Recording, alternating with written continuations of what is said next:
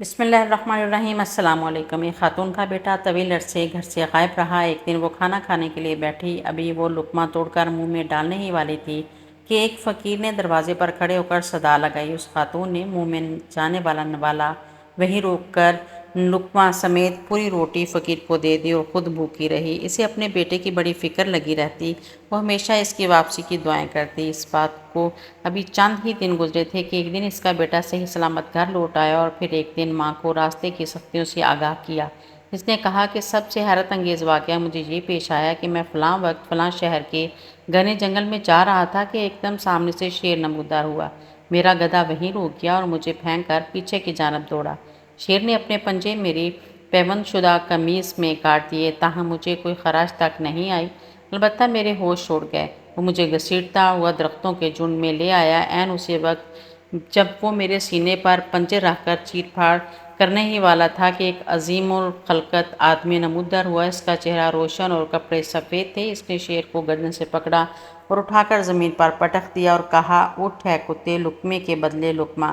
شیر لڑکھڑا کر اٹھا اور جنگل کی طرف بھاگ گیا۔ میں نے اس آدمی کے دائیں بائیں خوب ڈھونڈا مگر کہیں اس کا نشان نہ ملا۔ میں تھوڑی دیر وہاں بیٹھا رہا، یہاں تک کہ میری کھوئی طاقت واپس آ گئی اور حواس مجتمع ہو گئے۔ پھر میں نے اپنا جسم ٹٹولا، کہیں کوئی زخم یا خراش نہ تھی۔ میں وہاں سے چل پڑا، یہاں تک کہ اپنے قافلے سے جا ملا۔ میں نے ان کو اس بارے میں بتایا تو انہیں اس پر بڑا تعجب ہوا کہ میں شیر کے چنگل سے کیسے بچ گیا۔ میں ابھی تک یہ سمجھ نہیں سکا تھا کہ نوآباد آدمی کی اس بات کا کیا مطلب ہے، لقمے کے بدلے لقمہ۔ ماں نے اس وقت کے بارے میں غور کیا تو معلوم ہوا کہ یہ وہی وقت تھا جب اس نے اپنے منہ سے نوالا نکال کر فقیر کو صدقہ کیا تھا۔ چنانچہ اس نے بیٹے کو اس کا مطلب سمجھایا۔ در حقیقت یہ ایک فرشتہ تھا جسے رب تعالیٰ نے صدقے کی برکت سے اس خاتون کے بیٹے کی مدد کے لیے بھیجا تھا۔ بحوالہ حیرت انگیز واقعات ایک اور واقعہ سماعت فرمائے۔ ابو نصر سعد نامی ایک شخص اپنی بیوی اور بچے کے ساتھ غربت و افلاس کی زندگی بسر کر رہا تھا۔ ایک دن وہ اپنی بیوی اور بچے کو بھوک سے نڈال اور بلکتا روتا گھر میں چھوڑ کر خود غموں میں چور کہیں جا رہا تھا کہ راہ چلتے اس کا سامنا ایک عالم دین احمد بن مسکین سے ہوا۔ اسے دیکھتے ہی ابو نصر نے کہا، اے شیخ، میں دکھوں کا مارا ہوں اور غموں سے تھک گیا ہوں۔ شیخ نے کہا، میرے پیچھے چلے آؤ، ہم دونوں سمندر پر چلتے ہیں۔ سمندر پر پہنچ کر شیخ صاحب نے اسے 2 رکعت نماز نفل پڑھنے کو کہا۔ نماز پڑھ چکا تو اس نے ایک جال دیتے ہوئے کہا، اسے بسم اللہ پڑھ کر سمندر میں پھینکو۔ جال میں پہلی بار ہی ایک بڑی ساری عظیم الشان مچھلی پھنس کر باہر آ گئی۔ شیخ صاحب نے ابو نصر سے کہا، اس مچھلی کو جا کر فروخت کرو اور حاصل کرنے والے پیسوں سے اپنے اہل خانہ کے لیے کچھ کھانے پینے کا سامان خرید لینا۔ ابو نصر نے شہر جا کر مچھلی فروخت کی، حاصل ہونے والے پیسوں سے ایک قیمے والا اور ایک میٹھا پراٹھا خریدا اور سیدھا شیخ احمد بن مسکین کے پاس آیا اور اسے کہا کہ حضرت، ان پراٹھوں میں سے کچھ لینا قبول کیجیے۔ شیخ صاحب نے کہا، اگر تم نے اپنے کھانے کے لیے جال پھینکا ہوتا تو کسی مچھلی نے نہیں پھنسنا تھا۔ میں نے تمہارے ساتھ نیکی گویا اپنی بھلائی کے لیے کی تھی، نہ کہ کسی اجرت کے لیے۔ تم یہ پراٹھے لے کر جاؤ اور اپنے اہل خانہ کو کھلاؤ۔ ابو نصر پراٹھے لیے خوشی خوشی اپنے گھر کی طرف جا رہا تھا کہ اس نے راستے میں بھوکوں ماری ایک عورت کو روتے دیکھا، جس کے پاس ہی اس کا بے حال بیٹا بھی بیٹھا تھا۔ ابو نصر نے اپنے ہاتھوں میں پکڑے ہوئے پراٹھوں کو دیکھا اور اپنے آپ سے کہا کہ اس عورت اور اس کے بچے اور اس کے اپنے بچے اور بیوی میں کیا فرق ہے؟ معاملہ تو ایک جیسا ہی ہے، وہ بھی بھوکے ہیں اور یہ بھی بھوکے ہیں۔ پراٹھے کن کو دوں؟ عورت کی آنکھوں کی طرف دیکھا تو اس کے بہتے ہوئے آنسو نہ دیکھ سکا اور اپنا سر جھکا لیا۔ پراٹھے عورت کی طرف بڑھاتے ہوئے کہا، یہ لو، خود بھی کھاؤ اور اپنے بیٹے کو بھی کھلاؤ۔ عورت کے چہرے پر خوشی اور اس کے بیٹے کے چہرے پر مسکراہٹ پھیل گئی۔ ابو نصر غمگین دل لیے واپس اپنے گھر کی طرف یہ سوچتے ہوئے چل دیا کہ اپنے بھوکے بیوی بیٹے کا کیسے سامنا کرے گا۔ گھر جاتے ہوئے راستے میں اس نے ایک منادی والا دیکھا جو کہہ رہا تھا، کوئی جو اسے ابو نصر سے ملا دے۔ لوگوں نے منادی والے سے کہا، یہ دیکھو تو، یہی تو ہے ابو نصر۔ اس نے ابو نصر سے کہا، تیرے باپ نے میرے پاس آج سے 20 سال پہلے 30,000 درہم امانت رکھے تھے، مگر یہ نہیں بتایا تھا کہ ان پیسوں کا کرنا کیا ہے۔ جب سے تیرا والد فوت ہوا ہے میں ڈھونڈتا پھر رہا ہوں کہ کوئی میری ملاقات تجھ سے کرا دے۔ آج میں نے تمہیں پا ہی لیا۔ تو یہ لو 30,000 درہم، یہ تیرے باپ کا مال ہے۔ ابو نصر کہتا ہے میں بیٹھے بٹھائے امیر ہو گیا، میرے کئی گھر بنے اور میری تجارت پھیلتی چلی گئی، میں نے کبھی بھی اللہ کے نام پر دینے میں کنجوسی نہ کی۔ ایک ہی بار میں شکرانے کے طور پر ہزار درہم صدقہ دے دیا کرتا تھا۔ مجھے اپنے آپ پر رشک آتا تھا کہ کیسے فراغ دلی سے صدقہ خیرات کرنے والا بن گیا ہوں۔ ایک بار میں نے خواب دیکھا کہ حساب کتاب کا دن آن پہنچا ہے اور میدان میں ترازو نصب کر دیا گیا۔ منادی کرنے والے نے آواز دی ابو نصر کو لایا جائے اور اس کے گناہ و ثواب تو لے جائیں۔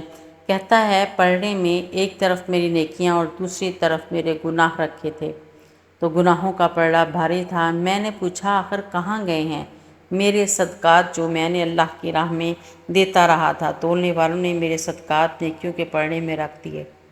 ہر ہزار درہم کے صدقہ کے نیچے نفس کی شہوت، میری خود نمائی کی خواہش اور ریاکاری کا ملمہ جمع پڑا تھا، جس نے ان صدقات کو روئی سے بھی زیادہ ہلکا بنا دیا تھا۔ میرے گناہوں کا پلڑا ابھی بھی بھاری تھا۔ میں رو پڑا اور کہا ہائے رے میری نجات کیسے ہوگی؟ منادی والے نے میری بات کو سنا تو پھر پوچھا ہے کوئی باقی؟ اس کا عمل تو لے آؤ۔ میں نے سنا ایک فرشتہ کہہ رہا تھا ہاں اس کے دیے ہوئے 2 پراٹھے ہیں جو ابھی تک میزان میں نہیں رکھے گئے۔ وہ 2 پراٹھے ترازو پر رکھے گئے تو نیکیوں کا پلڑا اٹھا ضرور، مگر ابھی نہ تو برابر تھا اور نہ ہی زیادہ۔ منادی کرنے والے نے پھر پوچھا ہے کوئی اس کا اور کوئی عمل؟ فرشتے نے جواب دیا ہاں اس کے لیے ابھی کچھ باقی ہے۔ منادی نے پوچھا وہ کیا؟ کہا اس عورت کے آنسو جسے اس نے اپنے 2 پراٹھے دیے تھے۔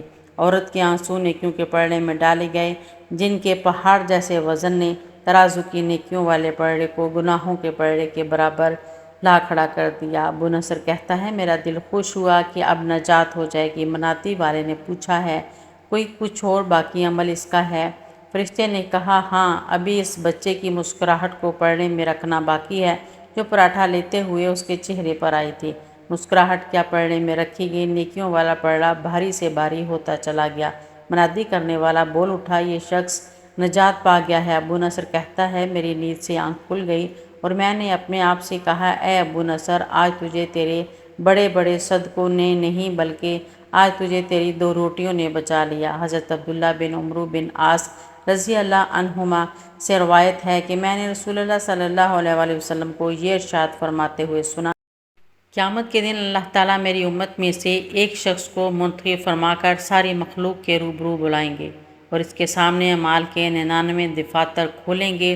ہر دفتر حد نگاہ تک پھیلا ہوا ہوگا۔ اس کے بعد اسے سوال کیا جائے گا کہ ان اعمال ناموں میں سے تو کس چیز کا انکار کرتا ہے؟ کیا میرے ان فرشتوں نے جو اعمال لکھنے میں متعین تھے تجھ پر کچھ ظلم کیا ہے کہ کوئی گناہ بغیر کیے ہوئے لکھ لیا ہو یا کرنے سے زیادہ لکھ دیا ہو؟ وہ عرض کرنے لگا نہیں، نہ انکار کی گنجائش ہے، نہ فرشتوں نے ظلم کیا ہے۔ پھر ارشاد ہوگا تیرے پاس ان بدعمالیوں کا کوئی عذر ہے؟ وہ عرض کرے گا کوئی عذر بھی نہیں۔ ارشاد ہوگا اچھا تیری ایک نیکی ہمارے پاس ہے، آج تجھ پر کوئی ظلم نہیں۔ پھر کاغذ کا ایک پرزہ نکالا جائے گا جس پر اشہد ان لا الہ الا اللہ و اشہد ان محمدًا عبدہ و رسولہ لکھا ہوا ہوگا۔ اللہ تعالیٰ فرمائیں گے جا اس کو تلوا لے۔ وہ عرض کرے گا اتنے دفتروں کے مقابلہ میں یہ پرزہ کیا کام کرے گا؟ ارشاد ہوگا تجھ پر ظلم نہیں ہوگا۔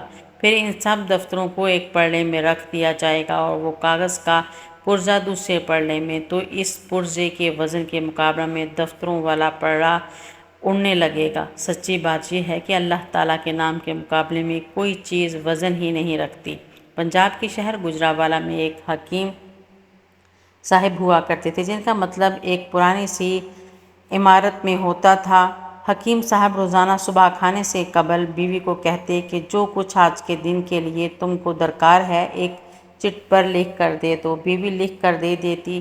آپ دکان پر آ کر سب سے پہلے وہ چٹ کھولتے، بیوی نے وہ چیزیں لکھی ہوتی ان کے سامنے ان چیزوں کی قیمت درج کرتے، پھر ان کا ٹوٹل کرتے، پھر اللہ تعالیٰ سے دعا کرتے کہ یا اللہ میں صرف تیرے ہی حکم کی تعمیل میں تیری عبادت چھوڑ کر یہاں دنیا داری کے چکروں میں آ بیٹھا ہوں، جو ہی تو میری آج کی مطلوبہ رقم کا بندوبست کر دے میں اس وقت یہاں سے اٹھ جاؤں گا۔ اور پھر یہی ہوتا، کبھی صبح کے 9:30 کبھی 10 بجے حکیم صاحب مریضوں سے فارغ ہو کر واپس اپنے گاؤں چلے جاتے۔ ایک دن حکیم صاحب نے دکان کھولی اور رقم کا حساب لگانے کے لیے چٹ کھولی تو چٹ کو دیکھتے ہی دیکھتے رہ گئے۔ ایک مرتبہ تو ان کا دماغ گھوم گیا، ان کو بیوی کی آنکھوں کے سامنے تارے چمکتے ہوئے نظر آئے تھے، لیکن جلد ہی انہوں نے اپنے اعصاب پر قابو پا لیا۔ بیگم نے آٹے دال وغیرہ کے بعد لکھا تھا، بیٹی کے جہیز کا سامان۔ کچھ دیر وہ سوچتے رہے۔ چیزوں کی قیمت لکھنے کے بعد جہیز کے سامنے لکھا، یہ اللہ کا کام ہے، اللہ جانے۔ ایک دو مریض آئے ہوئے تھے، ان کو حکیم صاحب دوائی دے رہے تھے۔ اسی دوران ایک بڑی سی کار ان کے مکتب کے سامنے آ کر رکی۔ حکیم صاحب نے کار یا صاحب کار کو کوئی خاص توجہ نہ دی، کیونکہ کئی کاروں والے ان کے پاس آتے رہتے تھے۔ دونوں مریض دوائی لے کر چلے گئے۔ وہ سوٹڈ بوٹڈ صاحب کار سے باہر نکلے اور سلام کر کے بینچ پر بیٹھ گئے۔ حکیم صاحب نے کہا کہ اگر آپ نے اپنے لیے دوائی لینی ہے تو ادھر اسٹول پر آ جائیں تاکہ میں آپ کی نبض دیکھ لوں، اور اگر کسی مریض کی دوائی لے کر جانی ہے تو بیماری کی کیفیت بیان کریں۔ وہ صاحب کہنے لگے، حکیم صاحب میرا خیال ہے آپ نے مجھے پہچانا نہیں، لیکن آپ مجھے پہچان بھی کیسے سکتے ہیں، کیونکہ میں 15-16 سال بعد آپ کے مکتب میں داخل ہوا ہوں۔ آپ کو گزشتہ ملاقات کا احوال سناتا ہوں، پھر آپ کو ساری بات یاد آ جائے گی۔ جب میں پہلی مرتبہ یہاں آیا تھا تو میں خود نہیں آیا تھا، خدا مجھے آپ کے پاس لایا تھا، کیونکہ خدا کو مجھ پر رحم آ گیا تھا اور وہ میرا گھر آباد کرنا چاہتا تھا۔ ہوا اس طرح تھا کہ میں لاہور سے میرپور اپنی کار میں اپنے آبائی گھر جا رہا تھا۔ عین آپ کی دکان کے سامنے ہماری کار پنچر ہو گئی تھی۔ ڈرائیور کار کا پہیہ اتر کر پنچر لگوانے چلا گیا۔ آپ نے دیکھا کہ میں گرمی میں کار کے پاس کھڑا ہوں۔ آپ میرے پاس آئے اور اپنے مکتب کی طرف اشارہ کیا اور کہا کہ ادھر آ کر بیٹھ جائیں، اندھا کیا چاہے دو آنکھیں۔ میں نے آپ کا شکریہ ادا کیا اور کرسی پر آ کر بیٹھ گیا۔ ڈرائیور نے کچھ زیادہ ہی دیر لگا دی تھی۔ ایک چھوٹی سی بچی بھی یہاں آپ کی میز کے پاس کھڑی تھی اور بار بار کہہ رہی تھی، چلے نا، مجھے بھوک لگی ہے۔ آپ اسے کہہ رہے تھے کہ بیٹی تھوڑا صبر کرو، ابھی چلتے ہیں۔ میں نے یہ سوچ کر کہ اتنی دیر سے آپ کے پاس بیٹھا ہوں، مجھے کوئی دوائی آپ سے خریدنی چاہیے تاکہ آپ میرے بیٹھنے کو زیادہ محسوس نہ کریں۔ میں نے کہا، حکیم صاحب میں 5 سال سے انگلینڈ میں ہوتا ہوں۔ انگلینڈ جانے سے قبل میری شادی ہو گئی تھی، لیکن ابھی تک اولاد کی نعمت سے محروم ہوں۔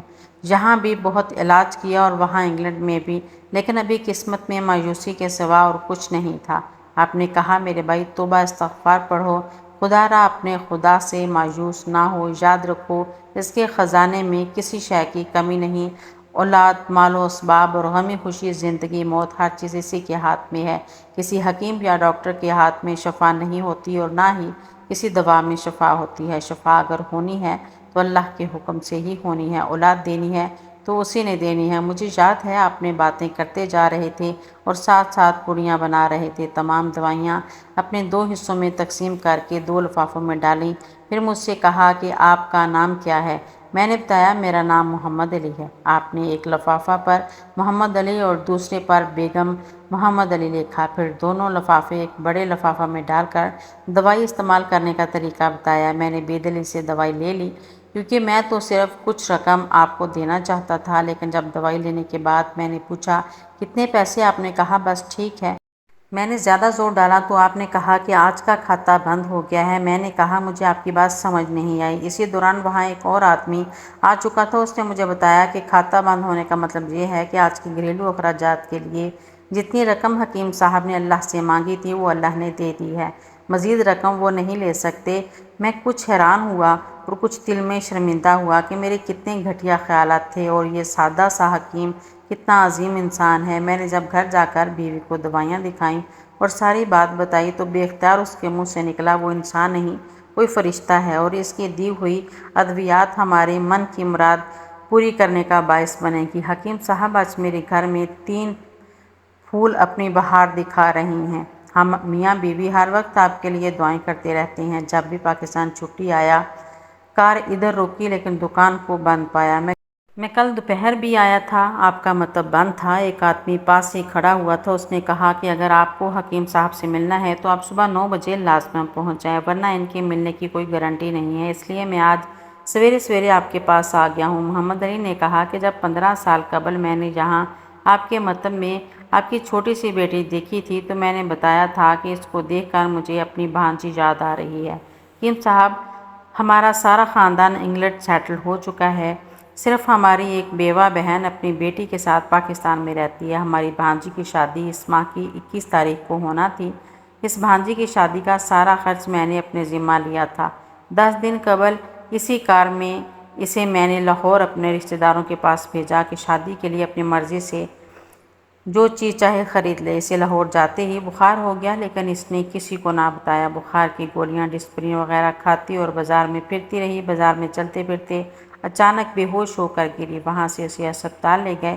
وہاں جا کر معلوم ہوا کہ اس کو 106 ڈگری بخار اور یہ گردن توڑ بخار ہے۔ وہ بے ہوشی کے عالم میں ہے۔ میں اس جہان فانی سے رخصت کر گئی۔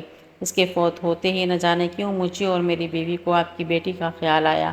ہم میاں بیوی نے اور ہماری تمام فیملی نے فیصلہ کیا ہے کہ ہم اپنی بھانجی کا تمام جہیز کا سامان آپ کے ہاں پہنچا دیں گے۔ شادی جلد ہو تو اس کا بندوبست خود کریں گے، اور اگر ابھی کچھ دیر ہے تو تمام اخراجات کے لیے رقم آپ کو نقد پہنچا دیں گے۔ آپ نے نہ نہیں کرنی۔ آپ اپنا گھر دکھا دیں تاکہ سامان کا ٹرک وہاں پہنچایا جا سکے۔ حکیم صاحب حیران و پریشان یوں گویا ہوئے، محمد علی صاحب آپ جو کچھ کہہ رہے ہیں مجھے سمجھ نہیں آ رہا، میرا اتنا دماغ نہیں ہے۔ میں نے تو آج صبح جب بیوی کے ہاتھ کی لکھی ہوئی چٹ یہاں آ کر کھول کر دیکھی تو مرچ مسالہ کے بعد جب میں نے یہ الفاظ پڑھے بیٹی کے جہیز کا سامان، تو آپ کو معلوم ہے میں نے کیا لکھا؟ آپ خود یہ چٹ دیکھیں۔ محمد علی صاحب یہ دیکھ کر حیران رہ گئے کہ بیٹی کے جہیز کے سامنے لکھا ہوا تھا یہ کام اللہ کا ہے، اللہ جانے۔ محمد علی صاحب یقین کریں آج تک کبھی ایسا نہیں ہوا تھا کہ بیوی نے چٹ پر چیز لکھی ہو اور مولا نے اس کا اسی دن بندوبست نہ کر دیا ہو۔ واہ مولا واہ، تو عظیم ہے، تو کریم ہے۔ آپ کی بھانجی کی وفات کا صدمہ ہے، لیکن اس کی قدرت پر حیران ہوں کہ وہ کس طرح اپنے معجزے دکھاتا ہے۔ حکیم صاحب نے کہا، جب سے ہوش سنبھالا ایک ہی سبق پڑھا کہ صبح ورد کرنا ہے، رازق رازق تو ہی رازق، اور شام کو شکر شکر مولا تیرا شکر۔ سبحان اللہ۔ میری مزید ویڈیو دیکھنے کے لیے چینل کو سبسکرائب کریں، ویڈیو کو لائک اور شیئر کریں۔ اللہ حافظ۔